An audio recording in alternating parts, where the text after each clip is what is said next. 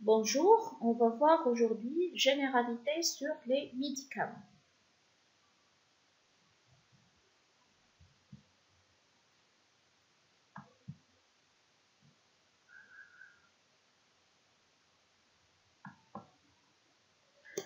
On commence par la définition de la pharmacie.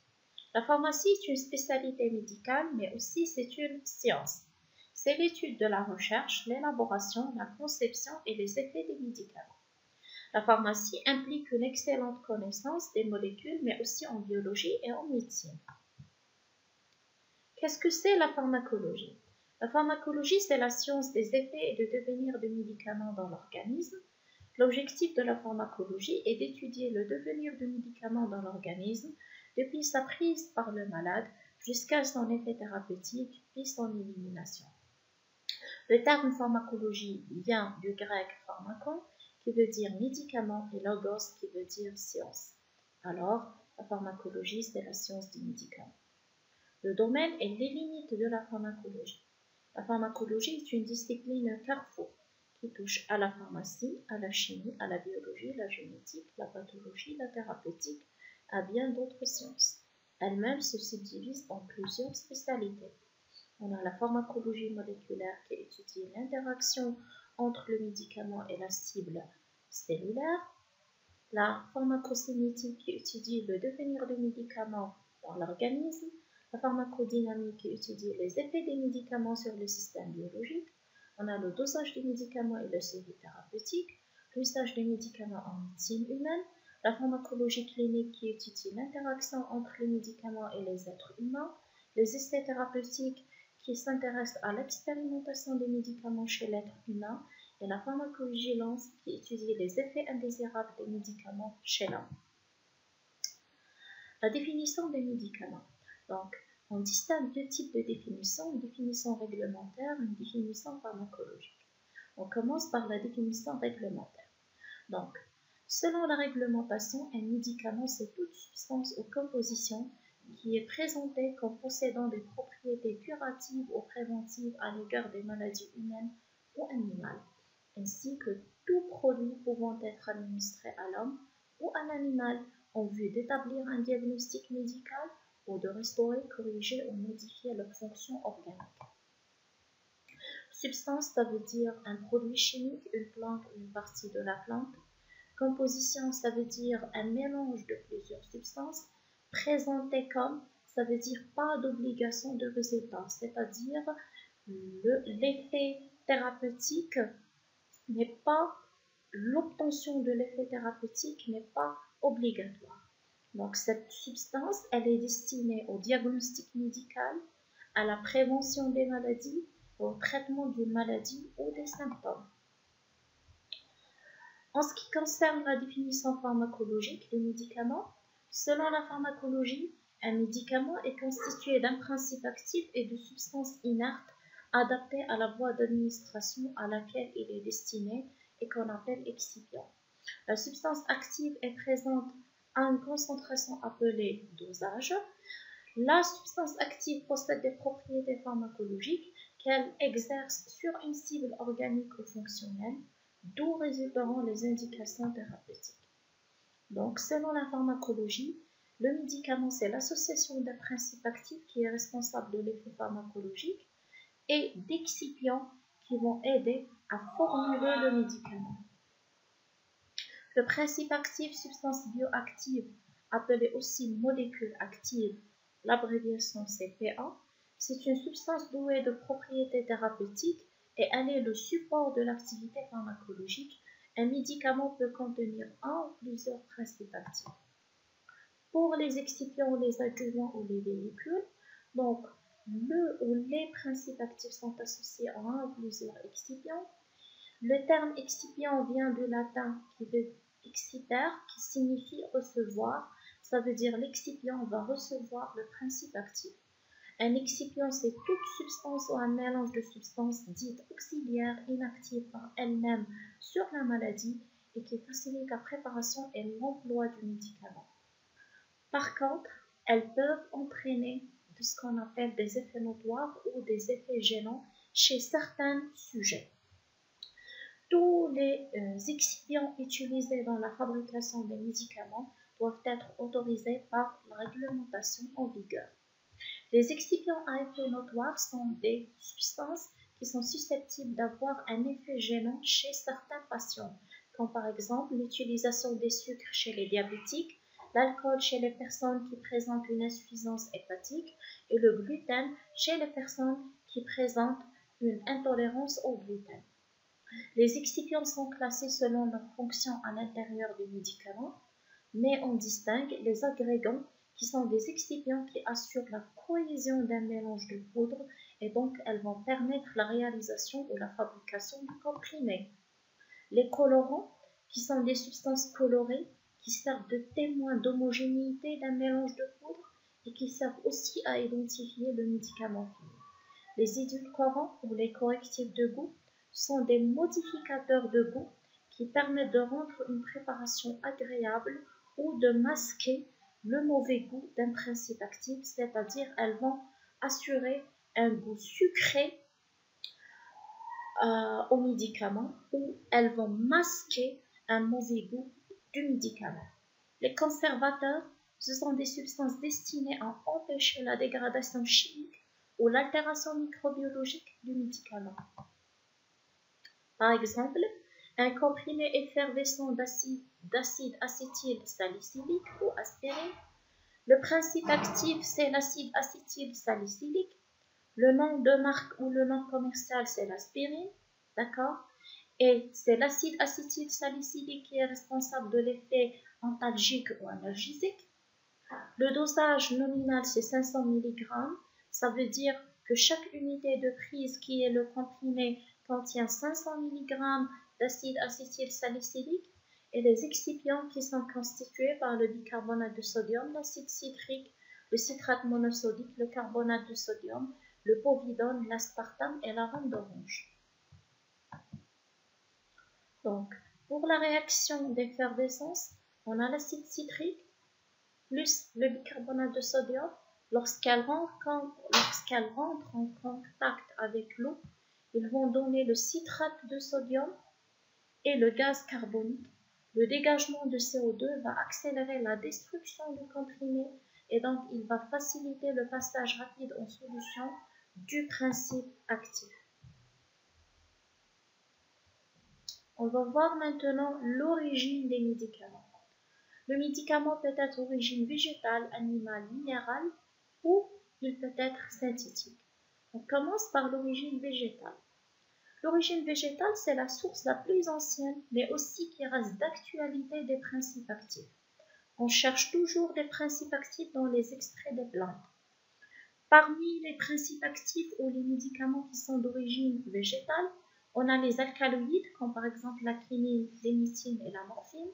On a les gommes, comme par exemple les mucilages laxatifs et les gommes en suspension. Et on a aussi les glycosides, comme par exemple les digoxines, la digoxine et la digitoxine, qui sont des médicaments utilisés dans l'insuffisance cardiaque. La deuxième origine, c'est l'origine animale, comme par exemple l'extrait du sang humain, comme le fibrinogène, la prothrombine, les facteurs anti-hémophiliques, les hormones polypeptidiques telles que l'insuline et les gonadotropines, les enzymes telles que la trypsine et la chymotrypsine, et les excipients pharmaceutiques comme la lanoline. L'origine synthétique, le médicament peut être obtenu par synthèse totale ou par hémisynthèse, comme par exemple certaines pénicillines. Donc, dans ce cas-là, qu'est-ce que ça veut dire une hémisynthèse? Ça veut dire qu'une chaîne latérale elle a été greffée sur une substance de base fournie par un organisme vivant, c'est-à-dire la molécule originale ou la structure de base, elle est fournie par un organisme vivant. Sur cette structure de base, on va faire des modifications chimiques, comme par exemple la greffe d'une chaîne carbonée latérale, et donc ce qui va conférer à la molécule de nouvelles propriétés, comme par exemple la résistance aux pénicillinases, qui sont des enzymes fabriquées par les bactéries pour détruire les pénicillines. La quatrième origine, c'est l'origine biotechnologique ou les médicaments obtenus par génie génétique. Donc la génétique permet de fabriquer par des cellules vivantes qui sont des prokaryotes ou des eucaryotes, des substances naturelles polypeptidiques qui présentent toutes les caractéristiques du modèle humain, puisque le code génétique ou l'ADN, il a été incorporé dans le génome des cellules sources et celles-ci sont mises en culture, elles vont se multiplier et ils vont produire la substance dont elles portent le code génétique. Exemple de médicaments obtenus par génétique, on a les hormones, telles que les hormones de croissance et les insulines dites humanisées. On a les facteurs de croissance hématopoïétiques tels que l'érythropoïétine. On a les cytokines, comme par exemple l'interleukine 2 et les interférons. On a les médicaments procoagulants, qui sont les facteurs de la coagulation, et les anticorps monoclonaux. L'avantage de la génétique ou de la biotechnologie, c'est qu'elle fournit des hormones polypeptidiques qui portent les caractéristiques humaines. La cinquième origine, c'est l'origine minérale. Donc, les produits minéraux naturels peuvent être employés comme principe actif ou d'excipient, comme par exemple l'eau et le talc qui sont utilisés comme des excipients, et les bicarbonates de sodium et le sulfate de magnésium qui sont utilisés comme principe actif. La dénomination des médicaments. Donc, chaque médicament possède au moins 3 types de noms. On a un nom chimique, un nom commun et un nom commercial. On commence par le nom chimique. Le nom chimique, il est élaboré à l'aide de règles de nomenclature strictes. Et ces règles sont établies par un organisme international appelé l'Union internationale de la chimie pure et appliquée, qu'on symbolise par l'IUPK, comme par exemple phényléthylmalonylurée, le dicarbamate de méthylpropylpropanediol. Le deuxième type de nom, c'est la dénomination commune internationale ou la DCI. Donc, la DCI, elle va attribuer à chaque principe actif un nom simple et utilisable dans tous les pays, et c'est une proposition de l'OMS. Comme par exemple, pour les deux noms chimiques précédents, on a le phénobarbital et le méprobamate. Le troisième type de nom, c'est le nom de spécialité ou nom de marque ou nom commercial. C'est un nom qui est déposé par le fabricant. Ils sont généralement rédigés par les lettres majuscules. Comme par exemple, pour le phénobarbital, on a comme nom commercial le Gardénal et le méprobamate, on a comme nom commercial l'Étoilé. Le signe étoile au R, ça veut dire que c'est une marque déposée, ça veut dire que c'est une propriété commerciale. Pour la classification des médicaments, on peut classer les médicaments selon plusieurs types. La première classification, c'est selon le mode d'emploi ou la destination. Soit le médicament il est à usage interne ou il est à usage externe. Un médicament à usage externe, il est appliqué sur la peau ou sur les muqueuses pour une action locale, comme par exemple une pommade, une crème ou une lotion. Un médicament à usage interne, il est destiné à pénétrer à l'intérieur de l'organisme pour une action générale, comme par exemple un comprimé, une gélule, un suppositoire, une préparation injectable. La deuxième classification, c'est la classification selon la réglementation. Selon la réglementation, on distingue les spécialités pharmaceutiques, les préparations officinales et les préparations magistrales. On commence par les spécialités pharmaceutiques. Dans les spécialités pharmaceutiques, on distingue deux catégories. Les spécialités de référence ou spécialités princeps et les spécialités génériques. Une spécialité de référence ou princeps, c'est une spécialité contenant un principe actif innovant qui est mis sur le marché pour la première fois. Une spécialité générique, c'est une copie conforme de la spécialité originale, mais à un prix inférieur, après avoir que cette spécialité originale tombe dans le domaine public, et donc tout laboratoire peut la fabriquer et la commercialiser. Donc, une spécialité de référence tombe dans le domaine public après 20 ans de commercialisation, c'est-à-dire après 20 ans n'importe quel laboratoire peut fabriquer cette spécialité de référence ou cette spécialité princeps et donc il va lui donner le nom de la substance active, c'est-à-dire le nom du principe actif.